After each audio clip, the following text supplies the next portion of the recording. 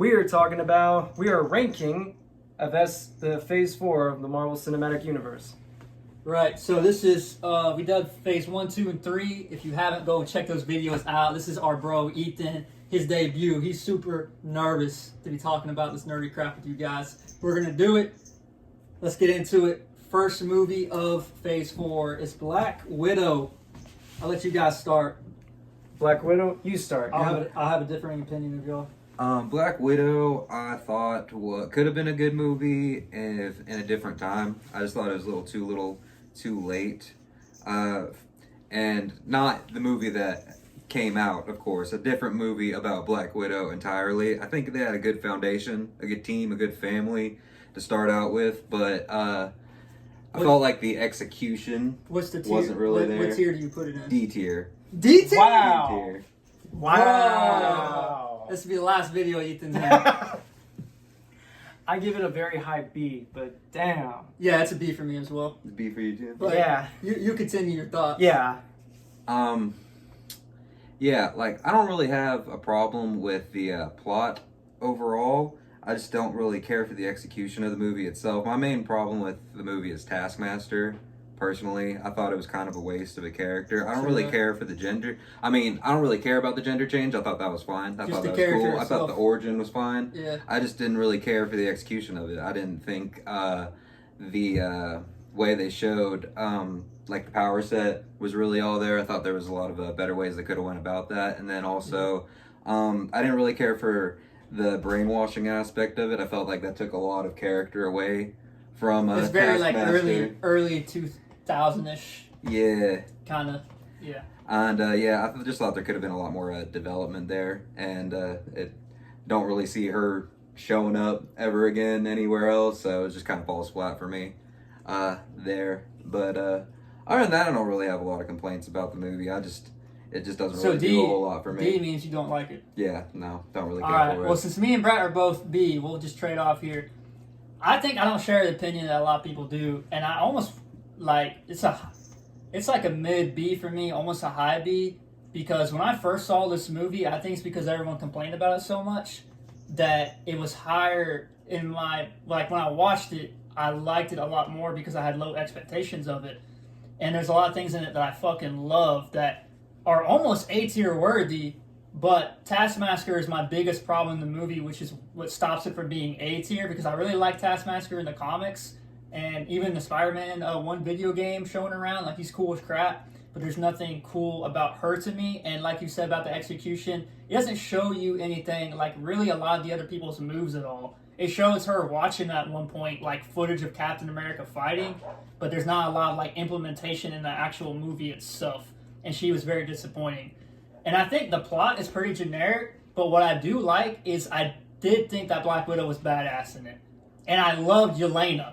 Like, she's a really good addition, and like the whole family aspect, and Red Guardian was funny as crap. Yeah. So I felt like the movie had a lot of charisma with Red Guardian. Yelena is like a perfect person to pick up where Black Widow left off. Like, I actually found more personality in her than Natasha herself, which I didn't really mind because we've had all these other movies with Natasha. Like, Yelena was probably my favorite character in the movie.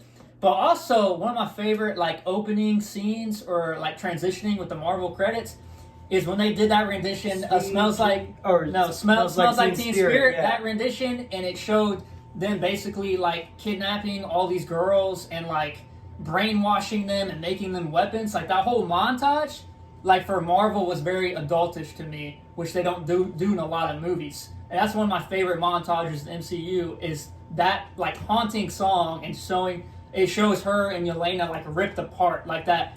Like, I felt that emotionally because a lot of people said they didn't connect to the movie, but I felt that when I watched it because it just had the whole opening scene where they're like a fake family, but you get the sense that Yelena really loves Natasha and her family. She don't really know what's going on. And when it plays that montage and it shows them like getting ripped apart, I was like, oh crap, like, okay. So it was like a little darker than I think most of the MCU stuff, so it was like a nice change of pace for me. But I do agree, like maybe if it was released in a different time or maybe earlier, because at this point Black Widow was already dead. I'd say maybe this came out the same year as like maybe somewhere around the first few Phase 1 movies. Yeah. Because it was around that same late 2000s kind of era. Me personally, all I knew about Taskmaster was in the Spider-Man game, so I didn't know a whole lot. And for me, this didn't really do much, even though I know even from that little bit from the game, I knew this wasn't what the character was. But it didn't bother me too much. The only thing that keeps me away from giving it like an A or so is that I really love the fact that it's giving it more of like a Jason Bourne, gritty, kind of realistic. But at the same time, you still have to inject some of that Marvel whimsy. So you still have like this, you have the Red Room that's in like, up in the airs or whatever. You have a really cool scene at the end where they're falling down, but they're just, casually grabbing and clinging onto stuff, and they're perfectly fine as they're falling down. And just a cool car chase in the middle of it that ends up falling inside the train in the. Oh yeah, Black Widow.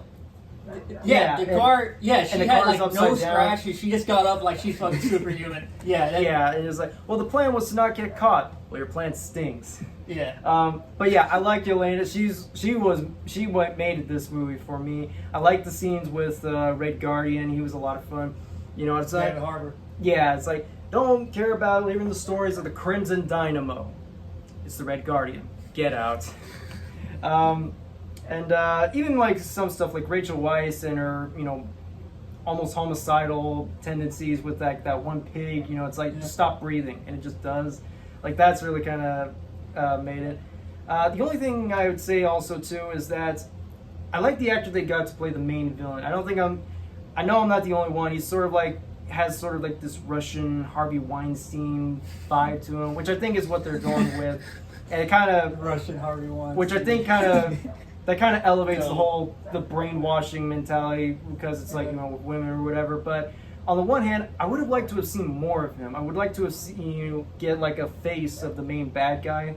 Where all we're hearing is like the Red Room, Red Room. And he died kind of lame, just blew up in the plane. I don't even remember how he died. Yeah.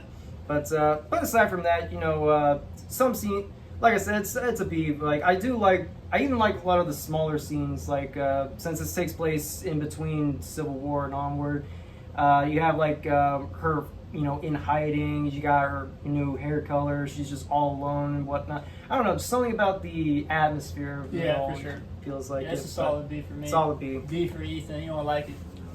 So that, we go on to the next movie, which is Shang-Chi, Legend of the Ten Rings. How y'all feeling about Shang-Chi? I guess I'll start first since y'all did last time. It's a C for me. C. It's like, I don't like Shang-Chi, but I don't dislike Shang-Chi. It's like, it's an alright movie. It's not one I'm going to really watch again. It's just like, it's alright. It's okay. The best way I call it is Shang-Chi and the cool bus fight scene. That's the really all. What's your rank? It's a C. I don't hate this movie, but can't wait to see what Ethan is. I don't really remember much from it outside of the bus fight scene. I know there's stuff in it. Yeah, I would say I thought some of the CGI, especially towards the end, I didn't like.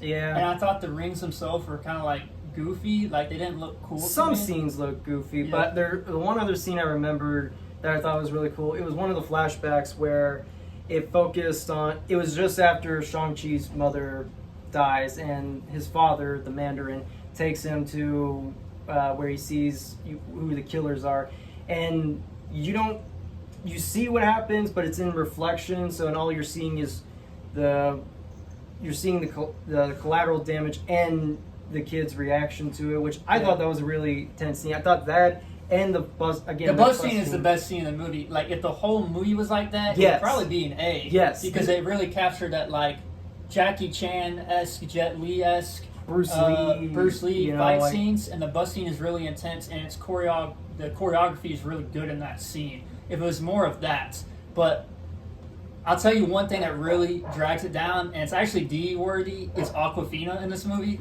Is not funny at all. She's like one of the most unfunny supporting characters in the MCU, which is saying a lot. Like, I prefer Darcy from Thor, because she actually is sometimes funny, but Awkwafina is like not funny. It's like that really stale MCU humor that they have to inject in the movies that takes away from it really being an awesome movie. And then all of a sudden at the end of the movie, where she all of a sudden knows how to shoot that arrow at the end. And suddenly she's now part of the Avengers, I guess. I remember we even kind of joked like a while ago when that first came out. It's like, all you had to do is have a bow and arrow and suddenly you're part of the Avengers now, which I mean, if you ask Hawkeye, well, actually, no, I'm not gonna go there. But I don't like Aquafina. You know, I'll give you Aquafina this because, you know, I agree with you. I'd rather see Darcy more, but that's because I've seen a lot more Darcy. The only thing I really kind of remember, again, outside of the bow and arrow thing, with Aquafina was singing Hotel California. That's about it. I don't remember much about her. Yeah. Aside from her just being I think that the guy who plays Shang-Chi, he's a cool actor, and he's very passionate about it, and I don't really have a problem with him. It's like the story itself I didn't care for, or like the dragon element at the end. I remember when I saw the trailer, I saw this feels more like a Mortal Kombat movie than the actual Mortal Kombat movie that came out at the time. And man, this just feels like watered down Mortal Kombat hand-me-downs by the climax. Like, I'm just waiting for, you know, like the QTE sequences, like press X for this, press square for this. It's like, like I said, it's a C for me. I don't dislike it. It's just also, this has nothing to do with anything, but this is something that kind of bothers me. Can we just stop in movies where the two people that we see an adventure on tells what they to went someone through, else, and they just straight up think that they're bullshitting with them. Yeah, like it's annoying as it is, but this is the one friend who earlier in the film acknowledges the snap from Infinity War, so she knows that there's crazy shit. You know, people fading away into dust for 5 years. But she can't believe what they're saying. Yeah, aliens coming out on point. New York, and it's like, you live in the Marvel Cinematic Universe. This is not that far-fetched, you know. But I do it for laughs, because it's supposed to be funny. But even then, it's like it breaks its own. This is the one where it kind of, you know, breaks the world building for me. It's like, really. But what'd you think? What'd you think, Ethan? No, I actually completely agree. I think the only case that I can really make for the movie, I gave it a C as well. I like it. I like it myself, but I think the only really case I can make for the movie is I really like the choreography. Personally, being a martial arts fan myself, I love all those old kung fu movies and stuff like that. And also when they're on the scaffolding or whatever, I like that scene as well. I might have to rewatch it again, but for me, it was just too dark for me to really. At least with the bus fight, it was all bright. It was all perfectly lit, so you could see the action. But that's just me. Yeah, and I thought it was a really cool, fresh side of the MCU. You don't really see a whole lot of characters doing stuff like that. Yeah, who are kind of like just on that kind of street level almost. But also, I don't really see, you know, Aquafina or him meshing well with everybody else when it comes to time for them to, you know, be a part of the Avengers and stuff like that. You know, I could see, you know, I'm not really sure how that's going to go when it comes to that, but especially Aquafina. The only thing I hope for is that if they make a sequel to this, that they push more on the Bruce Lee martial arts stuff and leave all the Mortal Kombat lame shit out of the way, because that did not win me over. Yeah, and where the movie kind of really takes it downhill is when they finally get to that cool like place wherever he's from. The magical place, whatever. And you start seeing all that CG creatures and whatnot. They're just kind of weird. Yeah. And it just kind of feels very extra and not needed. Yeah. I mean, I really like the lion dogs and stuff like that, but that kind of makes sense. I don't even remember fits, lion but then dogs, there's just a bunch of random stuff. I don't even remember the lion dogs. All I saw was like dragons. So yeah, it's solid C from all of us. So we all agree on that. Yeah. I was hoping you had a different one, a different opinion. No. Nope. I like different opinions. Well, we might have different opinions on this one. Eternals. I actually saw this in theaters with you, Brett. You did. I remember how much crap we were talking after we saw it. You guys start. I give Eternals B. Are you serious? Yes. A B? Yes. I cannot wait to hear this. So, I'm going to say mine. I'm going to let you talk. All right. So, Eternals, I actually really liked. I saw it in theaters too with my wife. And the first time I watched it, I really didn't care for it at all. I was hating on it a lot. But the more times I watch it, the more it grows on me. I really like the style of the movie, just the ensemble cast of like fresh new characters and whatnot, and I really like the Eternals themselves. I think they all got really cool powers, and they're all really got, you know, unique individual characters and personalities and whatnot. I just I think the CG movie villain is also kind of where it falls flat. Yeah. I think that's going to be a running theme with this phase. Is the deviants were just kind of a little weird, and that's why it's not like an A for me. It could have been better as far as those went. But as far as the new standalone characters themselves, the Eternals themselves, I really liked all of them. I think they were all cool. I thought Ajax could have been in the movie a little bit more. I thought it was kind of lame to just have Salma Hayek just to kill her off and not have her in the rest of the fucking movie. So that was a little strange. But other than that, I really like the Eternals as characters. Black Knight was kind of weird being in the movie. Oh, yeah. I felt like he could have not been in the movie, and the whole movie could have Yeah. been completely the same. Jon Snow. But other than that, I really like the movie itself. I don't think it's A tier by any means. I definitely think it could have been better, but I think it's a solid movie. I respect that. I wasn't expecting that. That's really cool. I'm gonna let Brett go last because I know he's gonna give the harshest review of this movie. Mine's not as quite as harsh. I'm a D, but it's on my rewatch list because I only watched it the one time in theaters. It's on my rewatch too. I meant to see and this. I saw bits and pieces of it, but I have not sat down and watched it. So I don't like the film, but I think I might warm up to it if I watch it again because there's a lot. And I'm not saying it's a bad movie either. I personally don't like it, but I thought it's weird because I'm giving it a D, but I'm about to give it some praise. It's very ambitious. It has a lot of vision, and I know the director herself said that she is a big fan of Final Fantasy, which is one of my favorite series of all time. And I see those elements in the story in the movie, what she means by that. I see the Final Fantasy influence. I like how it covers like all these years, and you have all these different characters. I love Icarus is my favorite character. I like how kind of twist where he's like a freaking villain, but in his own mind he's doing what's right. And I really like that because that was very Final Fantasy-esque. All the Final Fantasy games, you have like this major twist at the end, usually with a character who's, oh crap, he's actually really bad. And I liked Icarus. The reason I don't like the movie is because I don't like the execution. I feel like the movie was 8 hours long.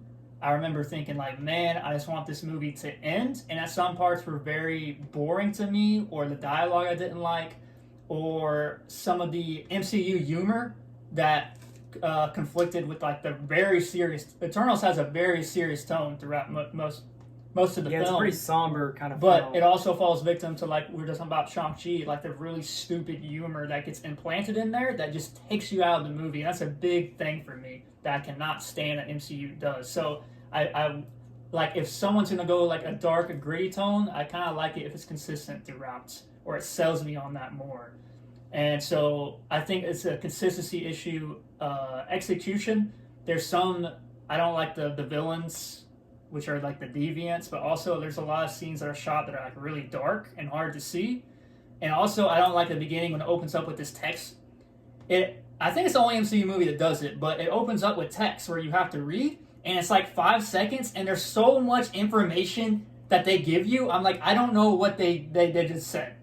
Like, there's a lot of different things that they just freaking put at you. I'm not a writer. You notice a lot more inconsistencies with writing more than I do. But even I'm looking at some of these things here, and I'm like, this is just straight up undisciplinary writing, right?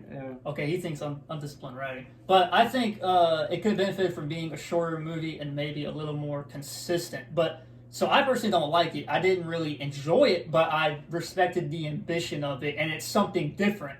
And I have a lot of respect for the director to trying to bring something different to the MCU. And I feel like I heard that they're doing Eternals too, and I would like to think maybe they will kind of work on some things. I would be interested in watching these characters again, maybe done a little differently. But for me, it's definitely a D. I don't care for the film. So I'll give it this. This is another one that's on my watch list. I was meaning to watch this earlier, but I never got to it. You are right. This is a very ambitious film. It is a film that, for the most part, tries to take itself seriously. Goes around more areas in the Marvel universe than most other ones there, and I also respect that it's trying to give it a more ethereal, feel to it all. It doesn't even feel like a Marvel film from like the early days either. Don't feel like I think of like the early Marvel, I think of like X-Men or Spider-Man or Fantastic Four, or even now with like the early MCU films, it feels like something completely on its own. And yeah, I could see a bit of Final Fantasy. I could even see a bit of like Nolanisms, with like the way how they're trying to tell the story. Yeah. And I give so much credit to that. And like I said, maybe if I see this again, it might change. My opinion might change. But as it stands, I am giving this a rock solid F. I knew it. This was the one movie that broke me as far as like the MCU. Dang, because son. Dang, son. I give it credit for what it's attempting to do, but at the end of the day, it all comes down to what any film is important. Is do I care about these characters? And I don't. As far as I'm concerned, it's not even about a matter of do I care about these characters. It's a matter of do I even know who their names are. It's like you said. I didn't. That's true. I only know Icarus and Ajax. I didn't even know who Ajax was until you brought up it was Salma Hayek. I don't know who. Gilgamesh. I remember Gilgamesh. Who's Gilgamesh? The big guy. There were a couple of big guys. Like, Got the fist. I know there's a deaf speedster. I know there was a guy. Sprite. Oh, She's Sprite. the little girl. Oh, Sprite. Okay. But she's actually older than everybody For else. some reason, I keep thinking her name is Pip or whatever. I don't know why. And the best way I can describe this is like Jupiter Ascending. It's like you always hear like people bashing on that film, and there's always like some people who defend that movie, and they say like some details of it help fix it. But it's like, no, if I don't care, you can lay out every single detail about this film, and you can give me all the details on this film, but if I still don't care about any of these people, it's not gonna freaking matter. And what you were saying, like, was it Black Knight you mentioned? Yeah. Don't know who that is, and I couldn't give a shit. Jon Snow, bro. So fucking what? I still don't know shit about him, and I don't know shit about any of them. And I was saying about the undisciplined writing. You weren't kidding about the villains. These villains, I couldn't be any more shapeless as you can get. And it gets even more when they, I guess, one tries to personify someone who they kill, and it just has the goofiest ass look. You just have like this cartoony eyes and like these lips, and like this is a Pixar film right now. And yeah, like and also too, it's like I guess Sprite doesn't want to look like a little kid anymore, so at the end one of them gets like all this energy to make her a real. Oh yeah, I forgot about that. Make her a real boy or whatever. And tries to go Pinocchio, because are they like alien robots? They're or robots. something? Yeah, So it's like, how are you gonna make them human with all this energy? And again, with the text, the scrolling text you were mentioning, this is what I mean, undisciplined writing. Like this is you're just making this shit up as you go along, and like how much longer is the only things. The only things that I'll say that I did like, again, I don't know the guy's name, but he's the black guy who invents all the weapons and eventually it causes Hiroshima. Festus. Yeah, him. He was a lot of fun. He was part of the funniest scene. It's like, what's this table made out of? Vibranium? IKEA. It's like, I'll give it that. Some stuff about the Celestials is kind of interesting, where they kind of like hatch out of a planet like an egg or whatever, and that giant celestial at the end where they pick some of them up. I just look at that like, okay, now I know you can do Galactus. Now if you just make it a better movie and not this, it's like I'm solid. But yeah, it did not win me over, and it's there's always a possibility that it could be won over after a second viewing, but as is. This is a hard F. Golly. So we got DCF. So we're all kind of differing opinions on that. Even with movies like Captain Marvel or what else was there? Like Ant-Man and Wasp. It's like there was stuff in it that I had liked in those movies. It's like, if nothing else, it's that they had characters I at least knew. I at least knew who they were, or whatever. This is like, Pasta? past. All right, we're gonna move on. F. This one's gonna be kind of interesting. Spider-Man: No Way Home. Okay, so I'm gonna say, this movie has an unfair advantage. I think, really, in my heart, it should probably be a C for like writing and stuff like that. But it has that nostalgia factor, unfortunately. So I feel like my ranking's kind of skewed on this because it's an A for me.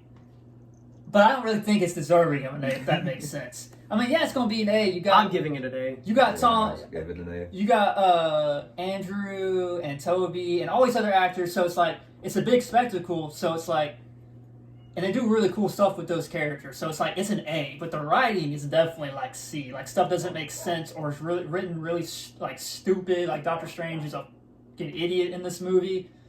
Like, ain't no way he's losing because of geometry for freaking Tom Holland. There ain't no way. Like, stuff like that is really stupid writing. Or that Doctor Strange, his spell keeps getting interrupted. Like, it's stupid crap. But it's a big spectacle, and that's really cool. You get to see all these characters you saw in these other movies. So, yeah, like, I'm entertained through the whole time, and I'm interested in what's going on. And it's my favorite Tom Holland movie because you finally feel like there's consequences. It takes 3 whole movies to finally hear, with great power comes great responsibility. Yeah. This is the first movie where you actually feel like Tom Holland is finally Spider-Man. And maybe that's the whole point of the trilogy, because at the very end, when he's alone and he finally made that great sacrifice for everybody else, and now he's alone, no one remember who he freaking is, and then he has his suit that he finally freaking made on his own. Like, now And that suit looks good. Yeah, now he feels like Spider-Man. So it's one of my favorite endings of a movie because it's like a very like haunting, like sacrificial thing. Mm-hmm. Kind of like when I watched The Dark Knight when Batman, took the fall for killing, Two-Face. Like that same energy that movie had at the end, where it's like, oh man, he just gave everything for the greater good. And it made me excited to see what more they're gonna do. Yeah, exactly. So it's definitely my favorite Tom Holland movie, and I like how he was about to freaking murk Green Goblin. Like, that crap was hard. Yeah. And also, Andrew was my favorite Spider-Man in the movie, but he was, it's between him and Holland who I dislike more. But I liked Andrew. With all of them together, Andrew felt like the most Spider-Man of all 3 of them. Like, he freaking right down to nailed just wearing the suit all yeah, he nailed it, and he's a great actor, and I felt like he got shafted with the material he was given. So, like, to him to have that much screen time, like, I wanted to see more of Andrew because of that movie. And so there's a lot of cool. It's an A just because it's a big spectacle. It's an A. Yeah. I'll give you this. It's not spectacularly written, no pun intended, but it is spectacularly. It is amazing. That's why it's an A. It is spectacularly directed. I'll give you that. I think this is where John Watts, he really helped. His direction really does kind of help out with this film a lot. It's his best movie of the 3, for sure. Because a lot of it does come from what the first 2 movies came from, because you're coming off from that foundation and whatnot. And yeah, you're right. Most of it is, some of the stuff with Strange, like him messing up the spell. Honestly, I think it's only because that there is just Peter is well-meaning, but he easily kind of screws up a lot, and I think that's where they were trying to go for. Because even Strange admits, pretty much says, it's like, wait, you could have just talked to the college administrator this whole time. You wasted my time for this, and just kicks him out immediately. So it's like, best way. Sorry. Before I forget, go ahead. That's what I'm talking about. Writing is like it's kind of shit in this movie, but I'm willing to look past it. There's one offhand line of Ned saying, "Oh yeah, magic runs in my family," or some bullcrap. Okay, and then all of a sudden he's got this sling ring. Yeah. But remember, Doctor Strange 1, he had to go through all this training and all this bullcrap, but Ned can just do it because the movie needs him to do it. That's like it's shitty. I can't believe I'm in the Sanctum Sanctorium. Yeah, it's shitty writing. That's the one thing I'll say. Like, okay, that just seems came out of nowhere. But it's not just also he makes a sacrifice. This is the one time I feel like for Holland Spider-Man, I felt it a little bit in Far From Home, but I felt it more in this, where he feels like, okay, his choices, his actions are causing damage to the people he loves.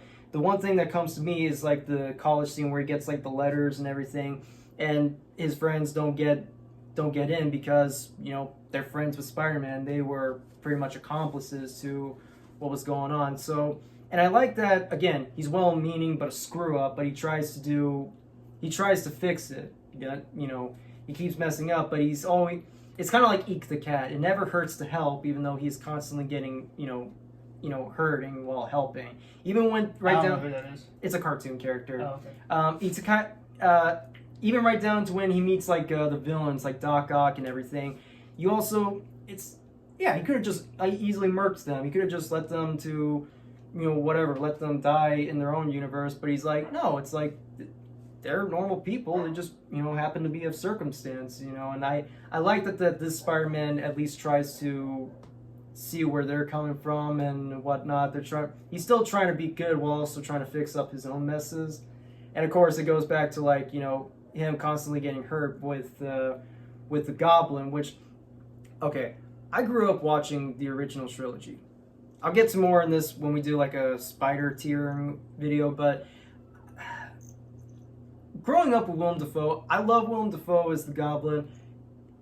I think this film made me realize just how well he really was as the Green Goblin. This really, at this he was legitimately intimidating.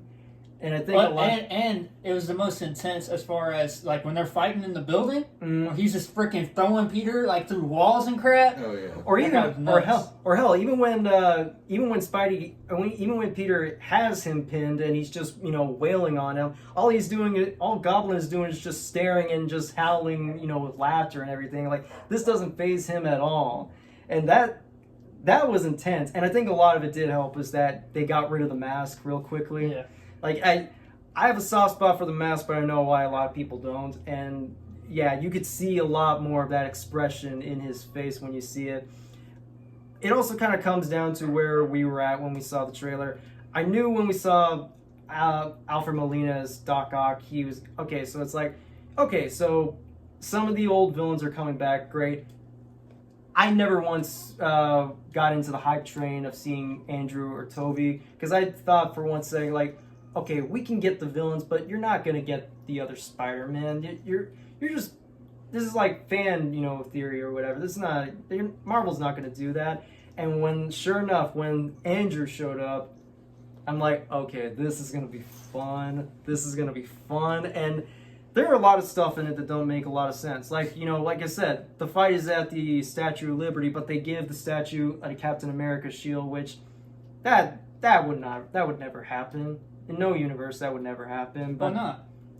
Why would they add an extension to an already American? Because he saved the whole planet, bro. So he helped bring everybody back. Then put a whole new monument in dedicated to Captain America. Not add something on something else. It's like, whatever. And even like a couple of like cop outs, like the final. The end credit scene where we saw Tom Hardy's Venom when we thought he was going to be a little bit more, which thought that was kind of pointless. And even like when they're when he's trying to fix everybody else, when he's trying to fix all the villains up, Lizard's just sitting there in the truck for no reason. It's like if you're looking for problems, you'll find them. No way. But very much like any Spider-Man movie, well, most Spider-Man movies, if you're looking for problems, you'll have no shortage of them, but you'll have no shortage of, epicness, which I finally felt in this movie. Yeah, definitely. How do you feel about it? It's definitely an A-tier movie. It's definitely pure fan service. There's not a whole lot. There's not a whole lot else to say. It's got all the right pieces, for sure. Like all the right characters. I just think Jamie Foxx, Alfred Molina, and Willem Dafoe, specifically, those three really shined in this movie. Yeah. Jamie Foxx he was like the most powerful of the villains. Honestly, can the Spider-Man come out to play? Seeing that charisma he didn't really get to use the first time he played that character was really cool. I like seeing that version of Electro a lot more than the original for sure. Fearsome. Alfred Molina was great. I love seeing Doc Ock and seeing him kind of get to fulfill that redemption arc that he never gets to in the original movie because of course he dies. But it's really cool getting to see him kind of team up with Spider-Man a little bit. I also kind of feel like this is also redemption to like a lot of these character stories that kind of ended like lacklusterly when they did. So this was a nice little way to end it. The only thing I'll mention that it's not a big deal, but it's just kind of a bummer is that I would have liked to have seen, and I get why. I get why you have all these big name actors coming in. You gotta find some way to cut corners, and with bringing them in and CG and whatnot. I would have liked to have seen a little bit more of seeing Thomas Hayden Church or Rice Evans coming back a little bit, because when I saw them transform them back and you saw like them as the reused footage from their previous movies coming in, I'm like, okay, I get it. It's like you can't come and bring them in there, but it does make me question, like, some of the Spider-Man are talking to like characters that are more closely, like Toby's talking to Doc Ock, which makes a lot of sense. They had more of like a mentor-student, Electro and Andrew. Yeah, but that's the one thing. It's like Andrew had a little more of a student-mentor relationship with like Lizard, and the most that you get is, "Hey, Dr. Connors, hello, pizza," and that's about it. It's like, but again, I kind of get where it's coming from, and again, I guess that's more of like say on like some of the writing goes for, but all in all, this is the first time since the previous ones that I felt like this felt like a legit awesome Spider-Man movie. Yeah. So yeah, solid A from everybody. Solid A. Next one would be Doctor Strange: The Multiverse of Madness. We'll let Ethan start this one. I actually got let's see. I had this one. This is actually a B tier movie for me. B. For sure. It's B for me too. It kind of felt a little similar in No Way Home when this movie was coming out, that everybody thought it was kind of going to be the same thing, where it was just going to be jam-packed full of characters from all different sorts of places. And then, so I kind of feel like, not everybody's going to get what they wanted out of this movie. I was definitely kind of surprised to get like this almost like Evil Dead horror aspect of it, which I really freaking liked. Yeah. I really, really liked. I really liked the direction Sam Raimi took. Yeah. Yes. Sam Raimi, so. So all of that I thought was great. I thought it was the best depiction of Scarlet Witch we've gotten so far as her being like fear-inducing, like a villain, and I thought that was great. I think the only thing I don't really care for is kind of the, honestly, the other universe stuff. I felt like there wasn't enough of that multiversal stuff. I feel like just them going through a couple of dimensions, you just get those flashes of them, which is cool. It's a cool scene, but like, I felt like there should have been more of them. It didn't earn the stopping. title. It didn't earn the title multiverse. Yeah, spending I time in those think we places. were expecting to see a little bit more of what we would get in like across the Spider-Verse. Yeah. Where it's just like all these coming at you all at once. For me, this might be more for selfish reasons, but when I wasn't expecting much of like in return of like any kind of characters or appearance. I was just expecting a horror themed Marvel film starring Doctor Strange from the director of Evil Dead, and man, it delivers. I was actually amazed at how much they got away with. Because with a lot more blood and a lot more violence in it. Yeah, Scarlet Witch was crazy. Yeah, and a lot more of like the crazy visuals that Sam Raimi did. Like there is one where they're in the alternate Sanctum Sanctorum, and you have all these and it's like this montage of like these crazy camera movements, and there's even an iris, engulfing. Yeah, I like how horror-esque it was, or more brutal, especially with Scarlet Witch when she killed, Black Bolt and all them. Like that was bloody. All that was freaking awesome.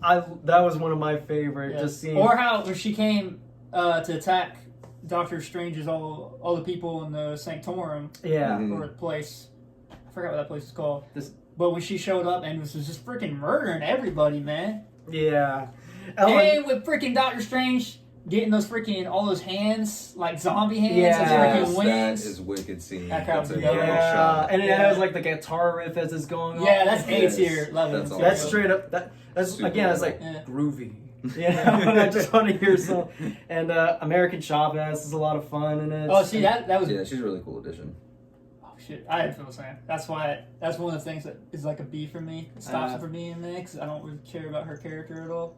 Well, it's just the fact that just showed up out of nowhere. I know where the story is, but the fact that she showed up out of nowhere and we get her Granted, the one time where the writing gets very sloppy is when they're just walking around and they just unexpectedly just stumble upon this one thing where they stand on and it'll give you your entire story. That's the one thing. Oh, yeah. And you see that her two moms just kind of flew away. That's the one time where I feel like the writing is like, all right, you could have tightened that just a little bit. But it didn't ruin anything for me. I love the Bruce Campbell cameo where he's beating the shit out of himself. Yeah. Even like some of the craziest stuff I would never think to see in anything really. Like he's fighting like Evil Strange and he's fighting them with like musical notes. And yeah, it's dope. It's wicked. I think it's one of the few movies that retains the director's vision because you got a lot of like the studio noted movies where you kind of lose that sense of direction. And there's only a few that I feel in the MCU have been able to still get their artistic vision across. Like James Gunn was really good about that in his Guardian movies, or the Russo brothers. And I think you could even argue even Joss Whedon from the first two Avengers. That's like Joss Whedon all over it. That is true. It is Joss Whedon movies. Yeah. But I felt like this is definitely a Sam Raimi movie. From the dialogue to the horror-esque elements and whatnot. Yeah. Kind of campy humor. And this could not have happened to a more perfect character. I think for me, what keeps it from being an A is some of the story beats. And also some of the CG's not that good in a lot of the movies where it looks extremely fake. But it's a solid B. I love Scarlet Witch just being crazy. Yeah, Scarlet Witch is a lot of fun. But yeah, anything else on that movie? I'm good. All right, we got 2 movies left. Phase 4. Next one, this should be a fun one, which is on my rewatch list, is Thor: Love and Thunder. That's another rewatch for me. You or me first? I'll start. It's a C. It's a middle of the road C. Yes, it's C for me. Same. Okay. Where did I put? Okay, so I put Ragnarok on A. And I was really hoping that this was going to be a good one because it was from the same director. Yeah, same director. And I thought, well, it's going to bring the same, humor, the lightheartedness or whatever. Oh, it brought that. Yeah, and nothing else. It brought that. Oh man, this might have been the one.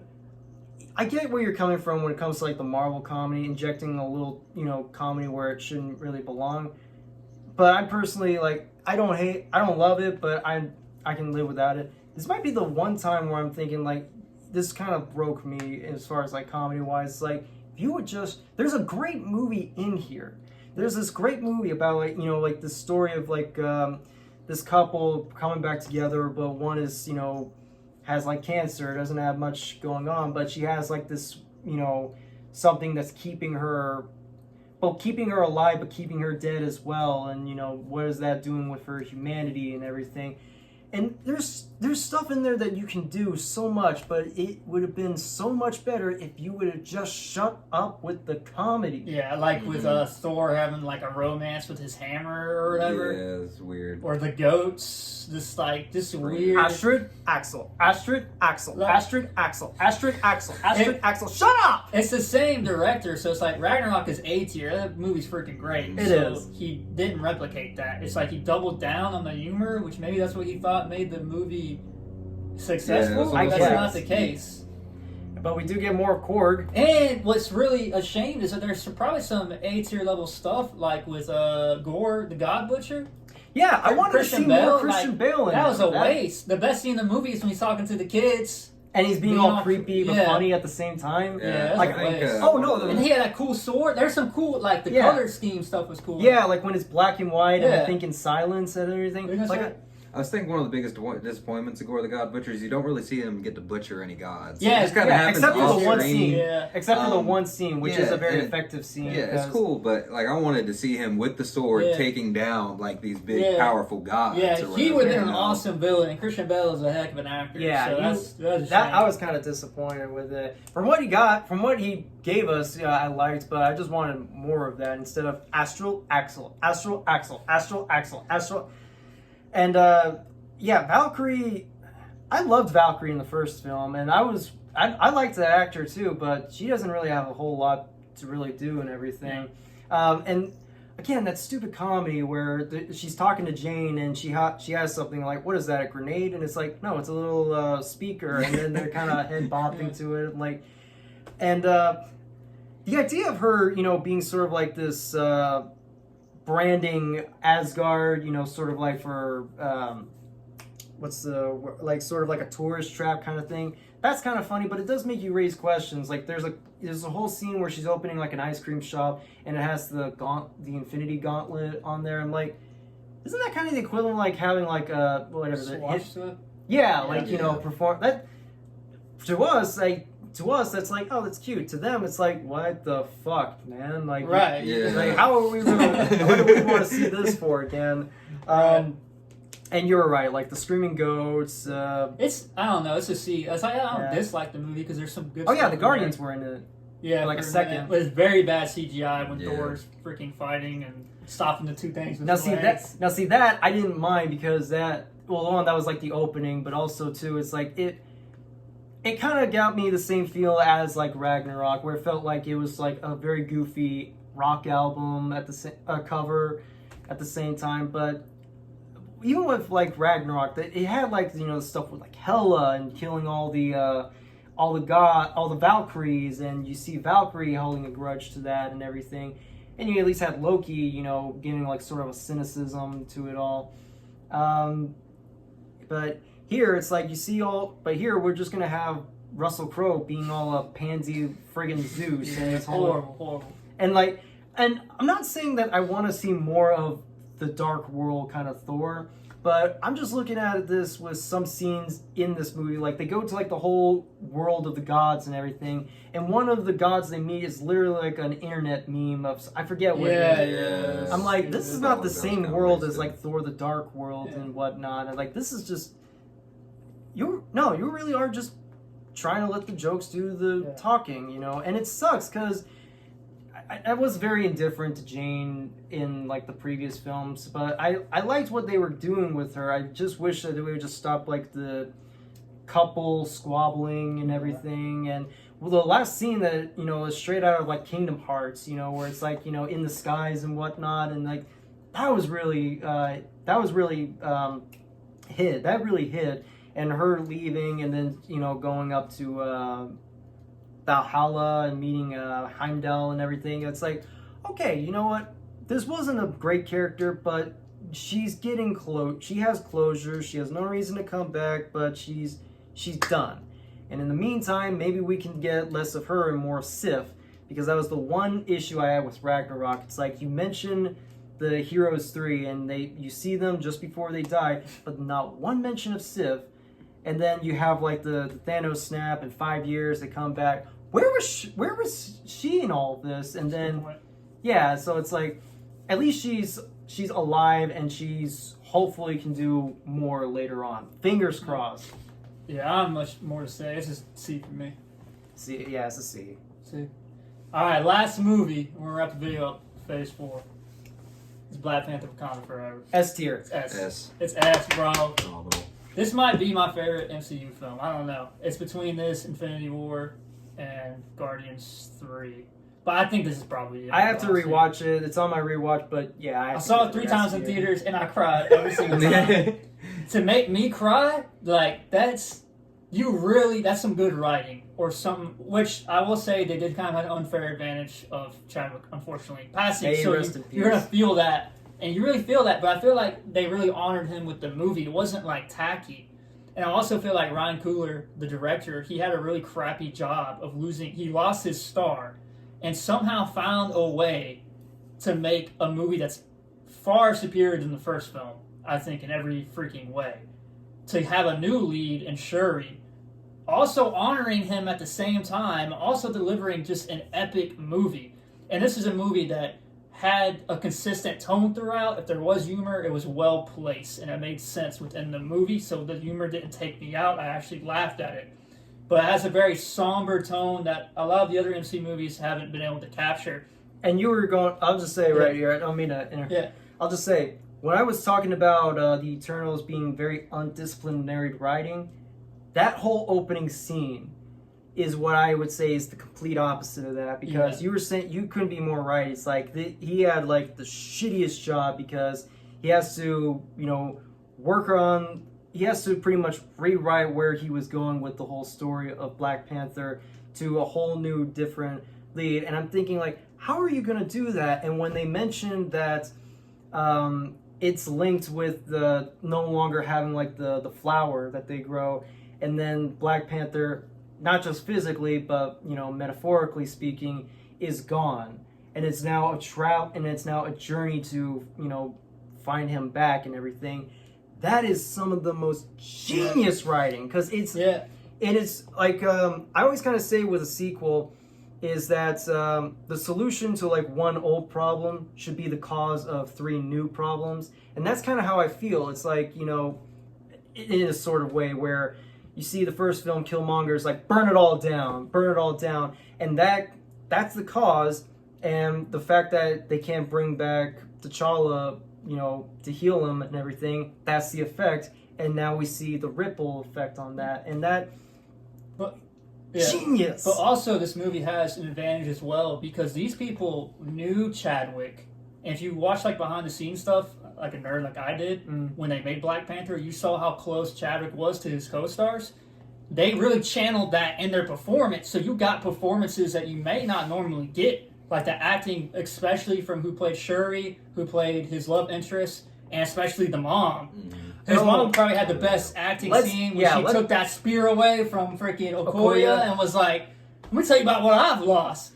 Lost my husband, lost my, I think Wakanda Forever might have the best acting in the MCU, I'm being honest. And Namor was the best villain of the phase, for sure. Yeah. He's one of the best villains, hands down. Yeah. And how do you make someone scary who has little things on their feet? Little wings. That's for real. Like, no, you were terrified. Man. Yeah, he said, now you the queen now. Like, he was terrifying. And then you lost T'Challa, you weren't really expecting to lose the mom. And normally, I don't like stuff done for just shock value sake. And I don't think it was just for shock value sake. I think it was written very well. And it was more problems. Like, you really felt that grief. Like, that's another scene that I cried in because of Shuri. Like, just like her losing everything and her act, like her performance on that and acting like, holy fuck, like, what do you do? Like, but she kept going. And her final fight scene with Namor, that crap is badass crap. She's like, boom. Like, that movie hits all the emotional beats. It's a long movie, too. It's serious. So MCU shows they can do a very serious, long movie. It's I think the most emotional. I think Guardians 3 is very emotional too. I think it's up there, but I think Wakanda is even more so. And even that ending scene where she's sitting there because the whole time she can't get rid of T'Challa's clothes or whatever. Yeah. And she finally burns them. And it has that Rihanna song that freaking kicks in. And the whole movie is about her accepting. And she's finally accepted it and is moving on. Like, man, that movie's like... That's Esther. And what I like too is that when you see the underwater world and you see how it all looks... It looks better than Aquaman. Yeah, it looks good, but it's like apples and oranges. This one has this very...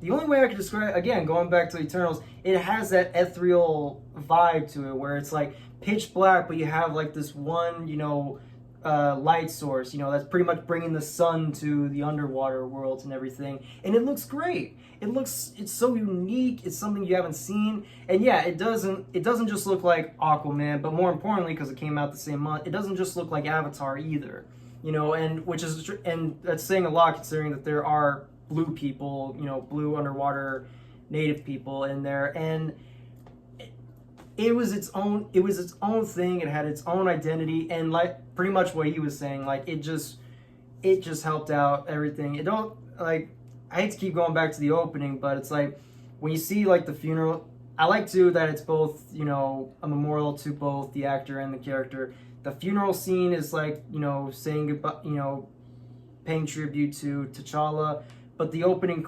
Marvel credits where it's just him. Silent logo. Yeah, silent. That is straight up. That was already in theater, bro. That was already Chadwick and everything, so I can't, sing his praises anymore. What about you, man? Yeah, this is a great movie. It's an absolutely phenomenal S-tier movie. It's got definitely hands down the best villain, I think, in the MCU. Yeah. I think he even surpasses, like, Thanos, who's, Yeah, I can see that, yeah. Just as far as intimidation goes.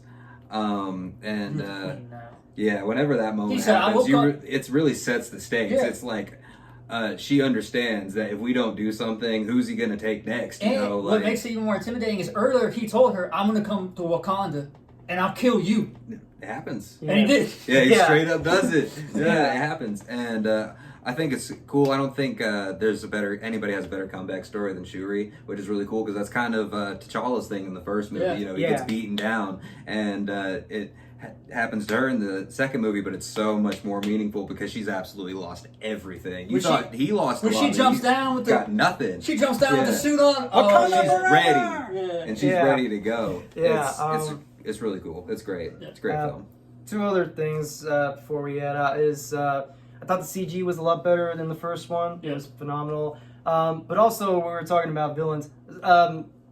Because when they finally bring back the flower and they were, she was going in that metamorphosis. Killmonger. I forgot. Yeah, about that. that's the one thing. Like, you were, like, again, I like that they are not trying to use, they're not trying to use Chadwick Boseman as sort of like a gimmick or whatever. It's like, because you think, okay, it's gonna, CG Chadwick Boseman and everything, but no, seeing Killmonger in there, that really threw me. And it made, again, smart writing. Yeah, it makes sense because she's enraged. Yeah, and that's exactly. And he was only in that one scene, but he was utilized, like, his acting is superb in that scene. Yeah, so again, this is what I mean, like, with disciplined writing. Good, strong, disciplined writing that was sorely lacking in Eternals.